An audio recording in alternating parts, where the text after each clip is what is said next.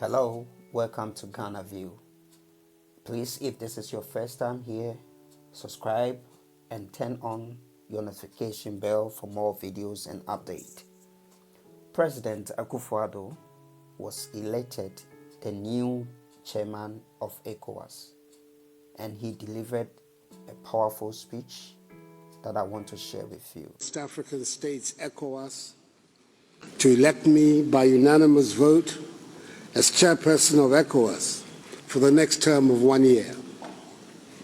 I thank Your Excellencies for this extraordinary privilege, which puts me in the same shoes as my predecessors as presidents of the Republic of Ghana, specifically Their Excellencies Jerry John Rawlings, John Agyekum Kufuor, and John Dramani Mahama, who have enjoyed in times past a similar privilege. I'm aware of the enormity of the task ahead, and I assure you that I'll do my utmost not to let the side down and discharge my duties to the very best of my abilities. I congratulate the outgoing chairperson, the President of the Republic of Niger, His Excellency Mahamadou Issoufou, for his distinguished stewardship of ECOWAS during these trying times, which by common consent has been a most successful tenure.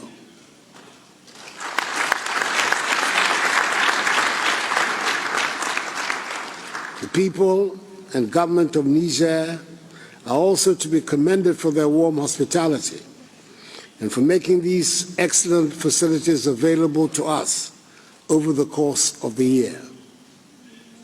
President Issoufou leaves office to the loud applause of his peers.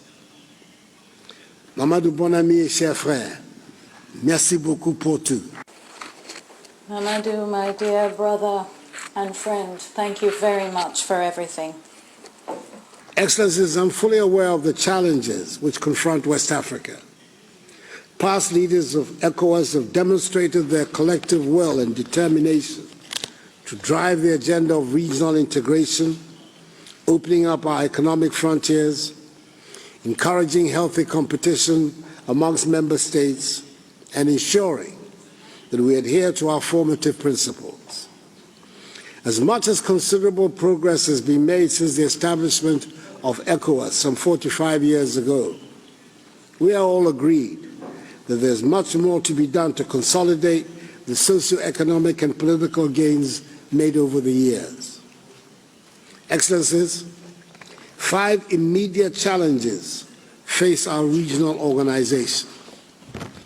Firstly, the continuing activities of terrorists in our region, concentrated for the time being in the Sahelian area, involving Mali, Niger, Burkina Faso, and the northern parts of Nigeria.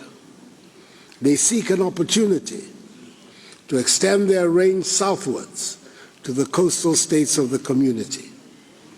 The activities of these terrorists form the backdrop to the recent coup in Mali.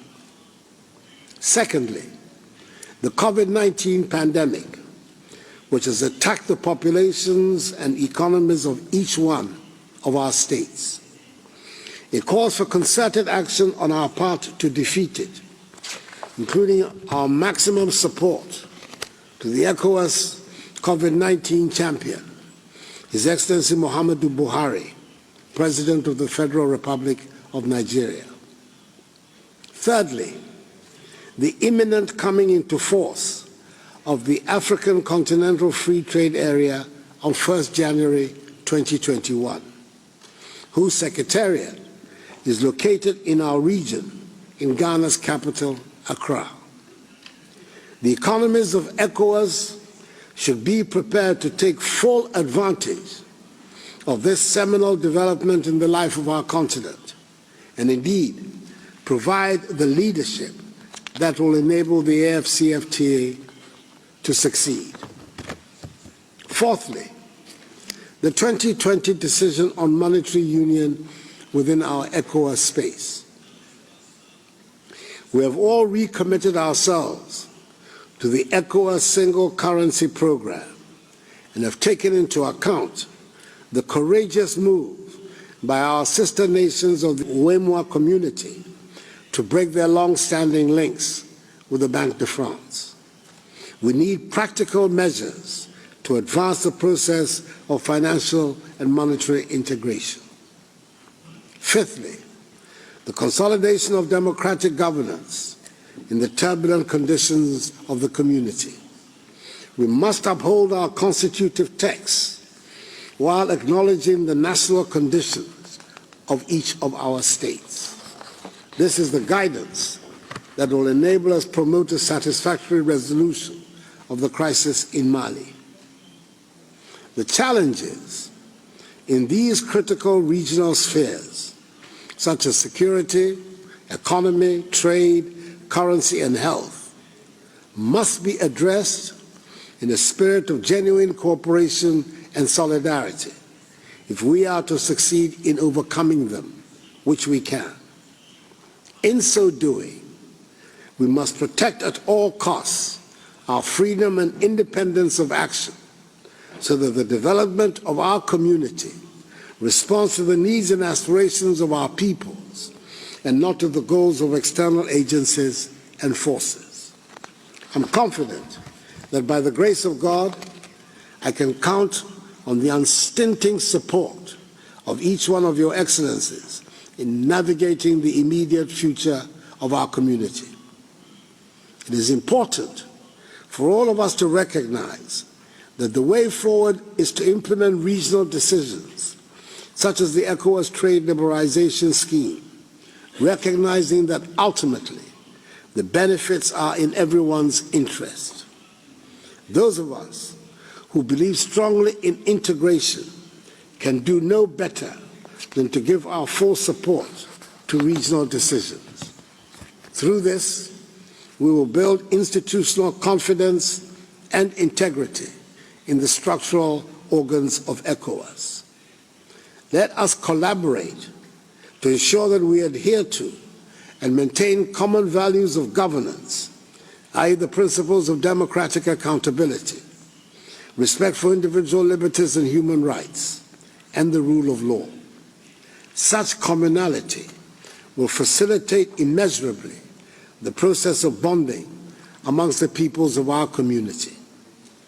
When we think of West Africa, together with our individual countries, we are not just being Pan-Africanists, we are also being true nationalists. Because what makes West Africa more prosperous will make each of our individual countries more prosperous. Let us give enthusiastic support to community decisions and build rapidly our community.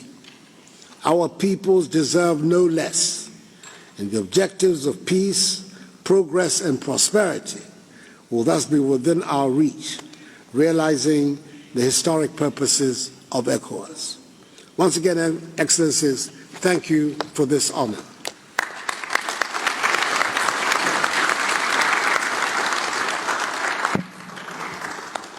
So, Your Excellencies, this brings to a conclusion the proceedings of the 57th Ordinary Session of the Authority of the Heads of State and Government of ECOWAS.